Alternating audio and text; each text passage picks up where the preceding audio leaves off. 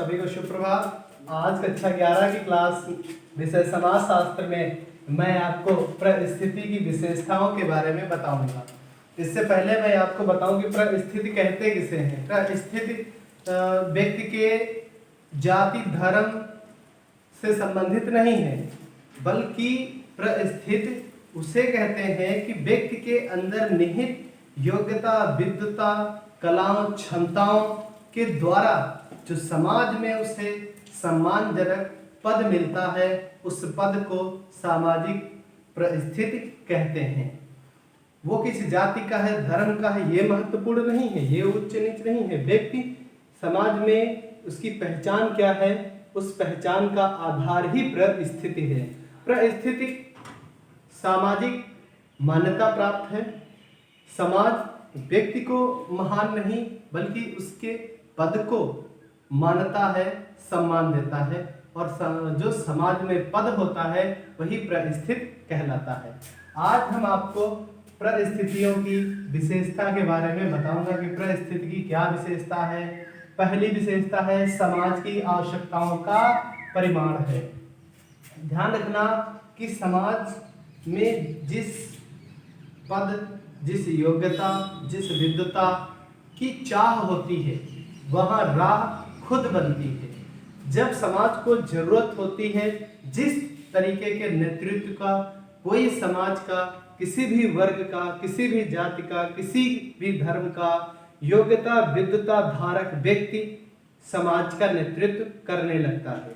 यह ऊंचे कुल, नीचे कुल, ऊंची जाति, नीची जाति से संबंधित परिस्थिति नहीं है, बल्कि इसका संबंध व्यक्ति में नेतृत्व की कला को कहा गया है। तो जब समाज में जिस चीज की आवश्यकता होती है, जिस पद, जिस रूपरेखा में समाज को चलना होता है, ढलना होता है, और वहां पर किसी नेतृत्वकर्ता की आवश्यकता होती है, तो समाज में वही व्यक्ति निकल के बाहर आता है जिसके अंदर योग्यता, विद्वता होती है। वह आके समाज का नेतृत्व करने लगता है। तो इसीलिए कहा गया है कि जहां चाह होती है वहां राह खुद ब खुद बन जाती है। अगली विशेषता देखते हैं। कोई परिस्थिति बिना प्रतिष्ठा के नहीं होती है। अपने आप में एक चुनौती है, प्रतियोगिता है सामाजिक स्तर पर।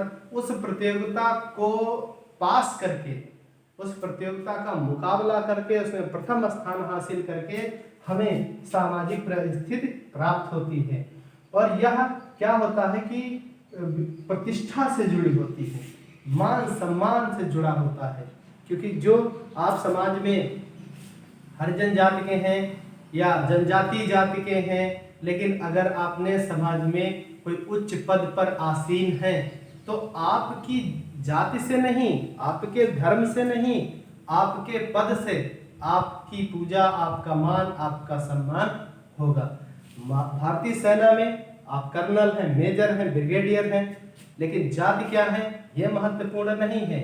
वही कहा गया है कि कोई परिस्थिति बिना प्रतिष्ठा के नहीं होती है, अपने आप में प्रतिष्ठित होती है, मान्य होती है, सम्मानजनक होती है, और क्या होता है कि आत्म सम्मान या आत्म सुख का प्रतीक भी होती है। क्या? सामाजिक परिस्थिति।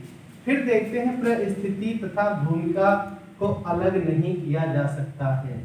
जो हमारा पद है, जो समाज ने हमें जिस पद के रूप में हमें पहचाना है, समाज ने हमें जिस पद के अनुरूप पहचाना है, या पद ने जो हमें पहचान दी है, हम ये कहें सरल भाषा में कि पद ने जो हमें पहचान दी है, तो वह पहचान हमारी भूमिका से जुड़ी है। क्योंकि हम उसी पद के अनुरूप अपने कार्य का निर्वहन करेंगे। अगर हम डॉक्टर हैं तो हम रोगियों का इलाज करेंगे। अगर हम शिक्षक हैं तो पढ़ाने लिखाने का कार्य करेंगे। अगर हम जो स्वीपर हैं, स्वच्छता कर्मी हैं, अगर हम सफाई कर्मी हैं, अगर वो उस पद पर हैं तो हम उसका निर्वहन करेंगे। अगर हम दरोगा हैं, सिपाही हैं, तो हम अपने पद का निर्वहन करेंगे, अपनी भूमिका का, अपनी परिस्थिति जो समाज में है उस भूमिका का हम निर्वहन करेंगे। उससे अलग परिस्थिति और भूमिका को अलग नहीं किया जा सकता है।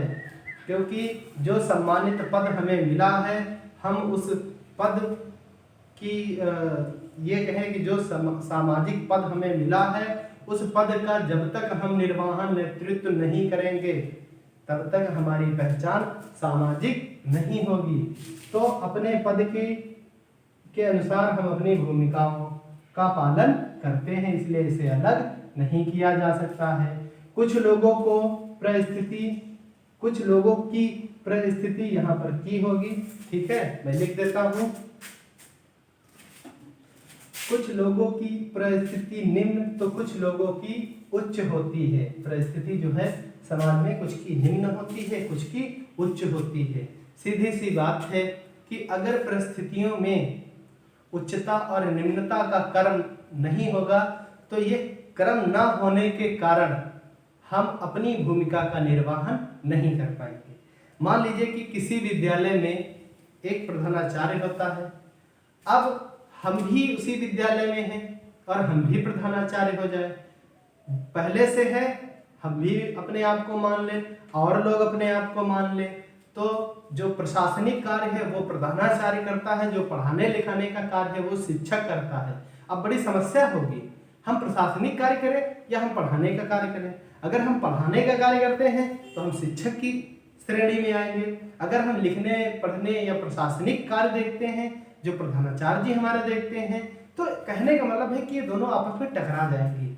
इसलिए कि जो जहाँ पर जिस भूमिका में हम अपने कार्य का निर्वहन करते हैं वहाँ पर हमारी परिस्थिति निम्न भी होती है और लोगों से उच्च भी होती है। हम उच्च पद पर भी होते हैं और कहीं कहीं पर निम्न पद पर भी होते हैं, ठीक है। तो इस तरीके से उच्चता और निम्नता के भाव के द्वारा ही क्या होता है कि हम अपनी भूमिकाओं का 100% पालन करते हैं, ठीक है।